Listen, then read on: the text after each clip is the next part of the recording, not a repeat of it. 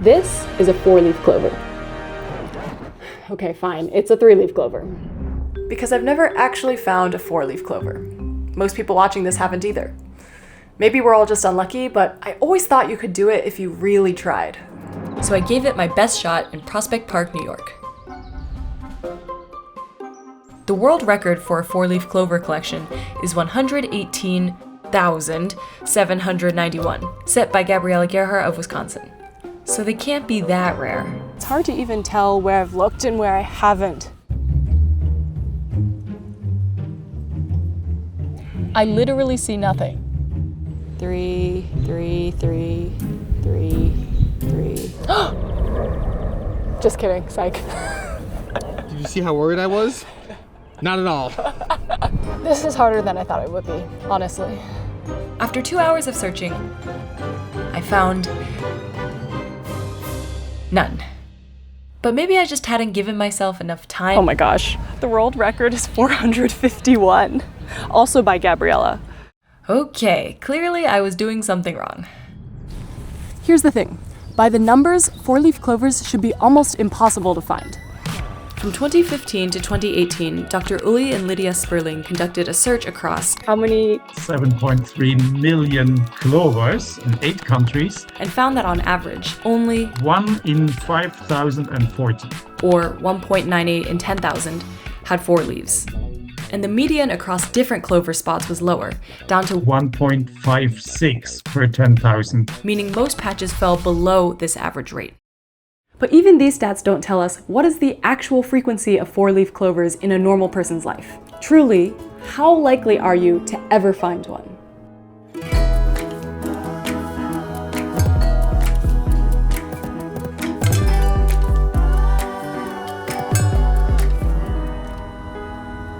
Of course, it starts with learning from the best. Is there a chance I walk out of today having not found any 4-leaf clovers? You will find a 4-leaf clover. And everyone I take out, I have tons of people that are like, I've never found one. I was like, come with me. Have you ever had anyone not find any? Never. I spent 2 hours in Prospect Park so I could bring you a clover from Brooklyn. Oh my gosh. And I didn't find any. I actually have tons of clovers from Brooklyn. Well, this is embarrassing because I was like, I think New York maybe just doesn't have clovers. But that's the magic of this video. Gabriella doesn't find her clovers because of something in Wisconsin. It's because of her. A lot of my friends are like, well, of course you're gonna do well in Wisconsin. It must be the place with the most clovers, right? Like they think it's geographic. Oh, and I found them all over the world. Hobbiton in New Zealand, by the Eiffel Tower. Found them in Iceland, Lake Como, Italy. So if you're wondering if you can ever find one, the first good news is, wherever you are in the world, if you have clovers, you have 4-leaf ones. And clovers grow almost everywhere. The rest is just dry desert or covered rainforest. Now, a critical rule. The word clover refers to about 300 different species of plants, all united by one thing, the genus name Trifolium, or 3 leaves. So it would be special for any of them to have 4 leaves. But ever since the first mention of a lucky 4-leaf clover in an English play from 1620, the hunt has focused around a single species. A traditional 4-leaf clover is not. Marsilia quadrifolia is the most common one that I see like other 4-leaf clovers sellers selling. Which isn't even a clover and always has 4 leaves. There's a lot of oxalis, which has heart-shaped leaves, and also isn't a clover, though that hasn't stopped people from using it as one. Red clover does look very visually similar, but the biggest distinction are the flowers. Red clover has red flowers, and it's very, very tall, pasture-type cover crop. The only valid species is white clover. It has white-pink flowers, more circular leaves, and sometimes this light chevron pattern. Its scientific name is Trifolium repens, or creeping clover, because it stays low to the ground. It's also the most common clover in the world. Actually, this whole map is just for white clover. So if you're on here, you have hope. And I have no excuse. There is one here. Oh, wow. That's incredible. I can show you where this one is because you're going to find a different one. But there's one right here. Oh my gosh. Wow. So there's our first one of the day. I feel like I would have seen this and been like, oh, 3-leaf clover. Like I would have just missed the little one.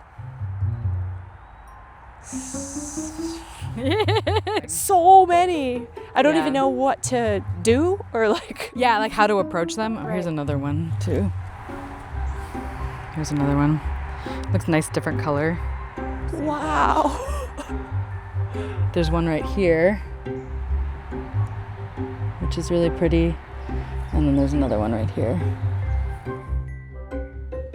Oh my god, dude, I was ready to give up on this patch. I know. You want me to tell you a little bit about how to... I want to learn the techniques, but I can tell you what I did in Brooklyn. So I got on my hands and knees, and I kind of just was like looking like in a grid and ruffling my fingers through them. And then I would go to the next patch, get on my knees, and just comb through, and 2 hours of nothing. I think that's how most people approach it. The key is you don't try as hard. If you're looking at individual clovers, it's like almost impossible to find one. So trick number 1. What you do is like I stand when I'm clover hunting and you let your eyes scan. What I like to say is you're trying to find the easiest to find 4-leaf clover in the area. Why would you spend your time trying to find the one that's hard when there might be an easy one down the street? Got it. So moving is actually important. Just zoom out. Zoom out. What? Just keep moving. Which leads into trick number 2. And sometimes the angle is wrong. Like sometimes that's why walking I think can help, because it's like sometimes you need to give yourself a slightly different angle to see it. Scan. We're like, oh, I didn't see one from that angle. I'm gonna try over here and see if I find one. We're very good at seeing patterns if you let your brain do the work.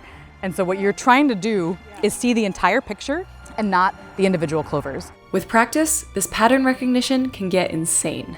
And sometimes I can even tell from like the car, and I'm like, there's something about this that looks like a mutated area. From a moving car? Yeah, like I'll be like, I want to stop there. And like I can just tell. I can find them sometimes. I play ultimate frisbee and I found some when I was running. Last week I was running.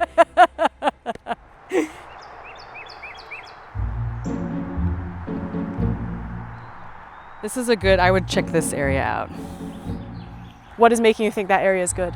I saw a couple. That's what I know. I see. Okay, I was like, what's the technique? But here's what I want you to do. I don't want you to look at each individual clover. Okay. Because you know there's one here. There's one here. Walk around, take some deep breaths. Just let your eyes scan. Okay, okay. Which gives us probably the most important trick, number 3. Zone out. If you're looking for something, like you're almost like trying too hard. Right, right. It's a mindfulness exercise. So that's what I enjoy. Clear your mind, let your brain see the whole picture, and it'll pop out at you. In this patch. Okay, no, I'm bending over. Don't bend over. Yeah, just kind of keep... Immediately I started going like... You're like, I gotta get closer. Right. No, zoom out, channel the Zen, and just scan.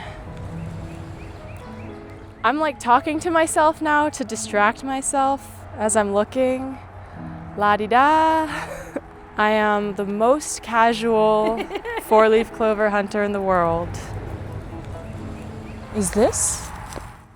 There it is. Oh my gosh! Ah! Oh my gosh, that's so cool. Your very first one. This is my first 4-leaf clover. Your first one. Oh my gosh. Emily's very first 4-leaf clover. And it's a gorgeous 4-leaf clover. It is beautiful. Oh, is this? Yep. Yes! Oh my gosh! Do you see how like you were distracted by talking to me and that's when you saw it? Yes. That's the hardest part, is getting into that meditative state for you to not focus on the individual clovers. Oh, I see multiple. Oh, one here and one here. No, yes. Yep, Yes. there it is. Yay! Oh, that was a huge one. But if 4-leaf clovers are so rare, how are we doing this? Well, there is one saving grace to clover hunting.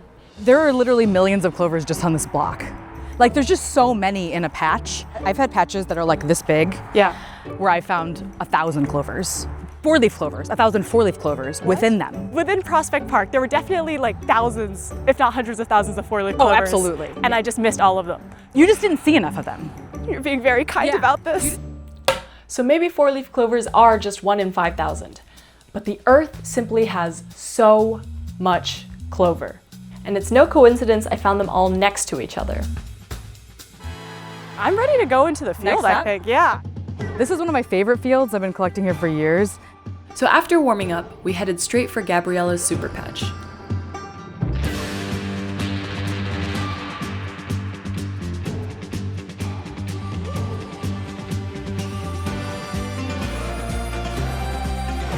Oh, this is facing the wrong way though. Give me one sec. There we go. Okay, so where do we start? It did not disappoint. Aha! I saw this. Very pretty one. Oh, it's beautiful. I think I've just found another one. Yep, definitely. Ah! Haha. Wow! As it turns out, large-scale location doesn't matter so much, but on the level of individual patches, it's everything. And the reason has to do with the origin of four-leaf clovers in the first place. Many sources claim the four-leaf trait is a somatic or non-heritable mutation, that it's random cell error or more likely something in the environment. People love to guess that certain types of dirt or being near telephone poles or something in the air just makes that fourth leaf sprout. But scientists have long suspected that having more than 3 leaves, or the multifoliate trait, is a recessive genetic trait, ever since a 1996 study bred multifoliate clovers together and got 90% multifoliate offspring. The thing is, clover genetics get complicated after that. Most living things have 2 copies of each of their chromosomes, a big bundle of genes. Clovers have 4. And they can't breed with themselves or their close relatives. It suffers from inbreeding depression, but it's something where you always have to be outcrossing. It does make the genetics a lot more challenging. That's why it took until 2010 for Dr. Wayne Parrott's lab at the University of Georgia to try to hunt down this multifoliate gene. They carefully bred 178 clover plants in different locations and seasons. But they didn't find it. Instead, they found the location of a dominant 3-leaf gene. This is a linkage map of the chromosomes of white clover, basically a concept map of the positions of its genes. The 3-leaf gene sits right around here. This means the 4-leaf trait isn't a single gene at all. At the very least, it has a multifoliate gene and this separate 3-leaf gene that often suppresses it. And there may be more. Finding the exact genes that determine clover leaf count is still an open mystery. To add to the mix, the study did get a higher rate of 4-leaf clovers in the summer, indicating some environmental effect. In plant breeding, we have this whole G by E equation, the genetics as well as in the context of the environment. But at its core, it's a genetic trait. If the trait is not present, no matter what you do to the environment, it's not coming up. Like even if you put the plant in the sauna, you're not going to end up seeing 4-leaf clovers all of a sudden because you need that trait to be there to begin with. Right. And then the environment can either amplify it in one direction or the other. So G times E, and maybe for 4-leaf clovers, G slightly bigger than E. I would lean towards that. But this is why individual patches matter so much. An entire patch is often just one clover plant. See, a clover isn't this little thing. It's this whole tangle of leaves and runners and a whole root system with many little clovers on it. Which means if the 4-leaf trait is active in the genetic code of this clover plant, the whole patch is more likely to have 4 leaves.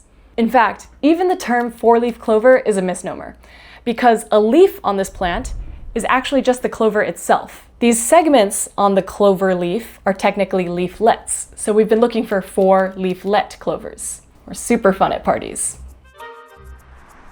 So maybe Gabriella's most valuable skill is her ability to find her patches, literally individual plants, that carry the 4-leaf clover mutation. In a way, it sounds like it starts with finding the patch to begin with. Like you can't just walk into a park and just fall down at your first patch you see and be like, oh, I'm gonna find something here. I do have sort of a sixth sense where I'll be walking and I'm like, there's a 4-leaf clover here, and I just know it. Oh, here's another one right here. What just happened? Which brings us to final tip number 4. When you find one, keep coming back. Oh, you told me. another Is one? this And back, another one? and back. Well, here's a nice little teensy one. Now, I knew I was going to be crawling around in the dirt all day, so to feel as clean as possible, I shaved with a Henson razor. Now, I care a lot about responsible sponsors on Rabbit Hole, so for my first one, I actually reached out to them. Because I've worked with a lot of sponsors through my past YouTube jobs, and Henson is truly just a team of a dozen people like me and probably you. They love YouTube, and they just want to nerd out about a niche question. If blades are literally razor thin, how do you keep one sturdy enough to not flex? Because it's not good for them to flex, which is funny because growing up I always used springy razors, and in hindsight did have to press kind of hard on my legs to keep them stable. But the Henson folks built a sturdy design that pins the blade down right on its edge so you don't have to press. Y'all get 2 seconds of my reaction the first time I used one. Ooh. And maybe my favorite thing as someone who loves complete comprehensiveness is that it's a lifetime product. I love stuff that lasts forever. So click the link in the description or type the URL to check them out. Thanks to Henson for supporting Rabbit Hole. Gosh, I'm just looking and they're just appearing. Full confession, I was not ready for how addictive this would be. Oh, off the road, let's go. Yep, we're going off-road. This is when the cars start to think we're crazy people. Yep, absolutely. I'm like trying to walk to the car and I can't because I'm being held by all these clovers. We're just trying to get into the car. Last search. And there was a whole dimension to the hunt I hadn't even considered. Did I just find a 5-leaf? Oh, It's got weird holes in it, but That's a 5-leaf. That's absolutely an independent find. It's just coming. It's totally eaten by bugs, but a 5-leaf clover find. This looks like a 6-leaf to me. Yeah, it is. This leaf is cut in half, but this is definitely a 6-leaf clover. Wow. 1, 2, 3, 4, 5, 6. This leaf just got cut by a mower. This is why it's called the multifoliate trait instead of the 4-leaf trait. Since it's likely several genes working together, leaf count is more like a continuous dial rather than an on-off switch. Now, leaf counts above 4 haven't really been studied, but there's a perfect data set waiting for whoever wants it. I found up to a 10-leaf clover. Whoa. And everything in between. Whoa. And I actually, if you want to look at data, since I have so many tens of thousands of clovers and year-over-year data, there's consistency in the distribution of leaf counts. So every leaf time you go up is 1 order of magnitude more rare. But there are also subtle variations. Disclaimer, we are now on the total speculative edge of clover research. Across all of my crosses, all my breeding lines, there is a bias towards odd number leaves. This plant, for instance, has mostly 5-leaf clovers on it. Almost every clover on this plant is 7-leaf. What piqued my interest is that both Gabriella and the Sperling's data also bias towards odd-numbered leaves. Here, 5-leaf clovers are only 5 to 7 times less common than 4-leaf ones. But then 6-leaf clovers are 12 to 15 times less common. 7-leaf clovers are back to just 7 times less, but then 8-leaf clovers are 20 times less. If any botanists want to look into this, be my guest. Even in a plant we've known for over 1,000 years, the clover still keeps many secrets. Being able to convincingly say the genetic basis for 4-leaf clovers, I think would be an awesome finding. You think it could happen in the next, decade? There has never been a more feasible time to discover the reason before. Sequencing is cheap, plants exist to be able to do all the crosses that you need for it. I'm sure it'll be cracked at some point, yeah. Oh wow, that's exciting. But even if we found the exact gene for 4-leaf clovers, the Parrot Lab actually ran focus groups and found that people didn't want it. Because the challenge is the point. We can estimate their prevalence as 1 or 2 in 10,000. We can give all the hunting tips in the world. But ultimately, 4-leaf clovers are unpredictable as hell. Off the top of your head, what is the frequency of 4-leaf clovers? Oh gosh, I hate assigning a number to this. It is so plant by plant, field by field dependent. It was quite variable. We had sessions when we were searching for more than an hour and didn't find a single one. And then there was another session when we found 292 per 10,000. In T-ball, no one was really hitting the ball into the outfield, and I was absolutely terrible. So my wonderful coaches placed me in the outfield, where I had nothing to do but stare at the ground looking for 4-leaf clovers. And I could never find a 4-leaf clover, no matter how many games I spent looking. And then in high school, I was waiting for the bus, and I found 2 4-leaf clovers waiting by the bench.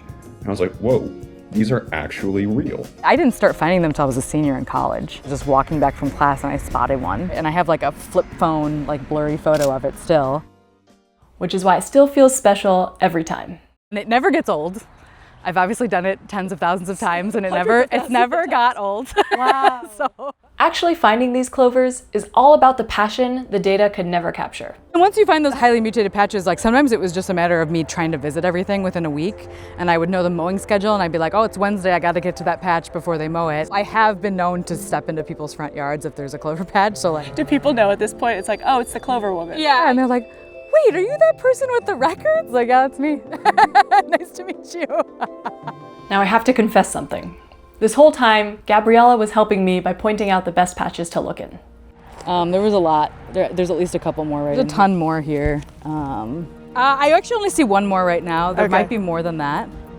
So the next day, I insisted on hunting completely on my own.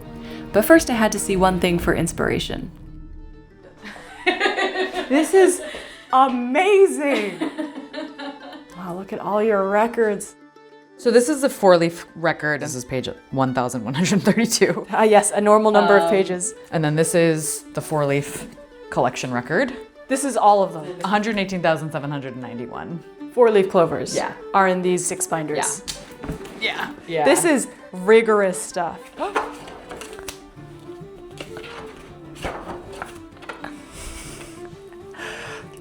I don't have anything intelligent to say. That's crazy. Is there anywhere on your bucket list? Like you need to get a clover from this place? And Well, I have to go on from Ireland. Yeah. Like I do absolutely have to do that at some point. And when you land, the people will welcome you as their leader. So time to try it myself. Okay, so yesterday I learned a lot about clover hunting, and today I'm ready to set off on my own expedition alone. Do you think I'll find any? You absolutely will find one. And also, you got lucky. It rained last night. Overcast day. 2 of the best things that you want. Oh, amazing. Yeah. I would think you'd find at least 10. Whoa! I will go hunting for 4-leaf clovers, and I'll let you know how many I find. Good luck. Thank you. Happy clover hunting. Thank you. You got it. Thank you. Now it's time to make her proud. Let's do this.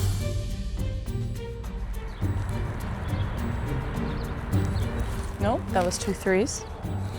Okay, nothing in the first 2 patches. Staying zen. Oh? Oh? Oh my gosh. I found it. First one of the day.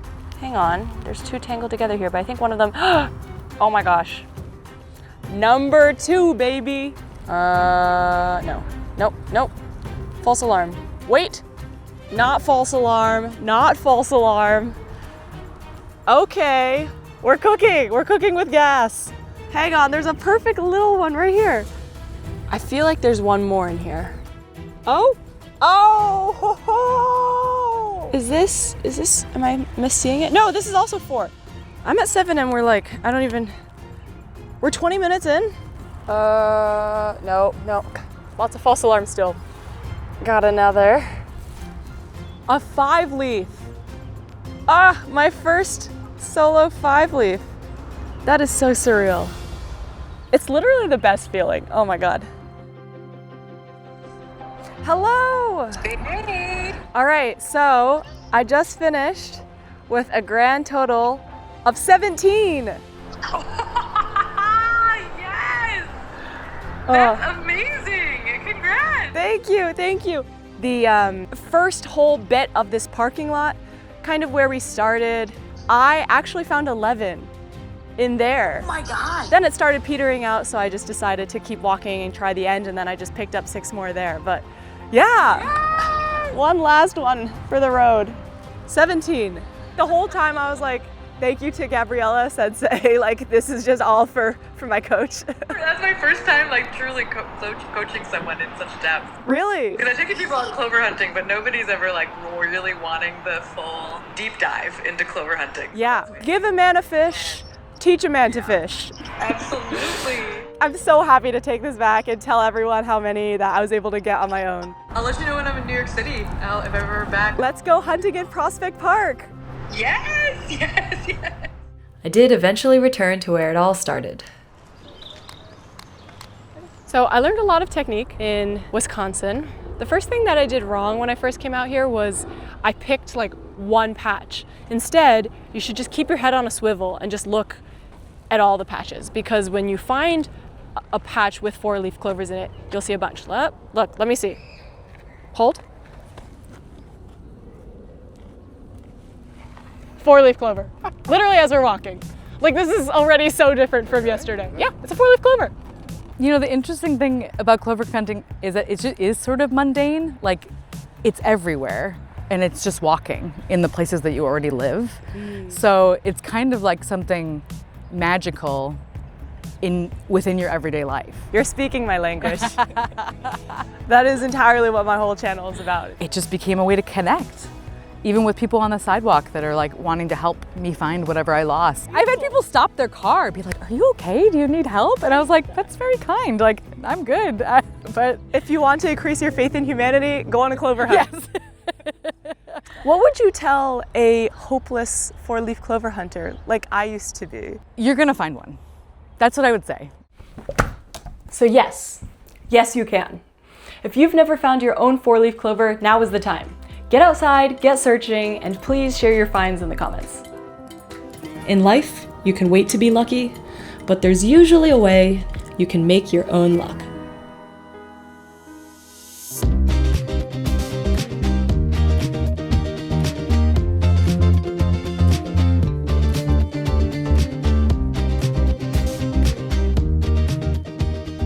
This is the Fitchburg logo. And that's a four-leaf clover. So this is a full coincidence that the logo is a four-leaf clover and that you live here. Absolutely. It's just fate, really. Like, this was meant to be the four-leaf clover city.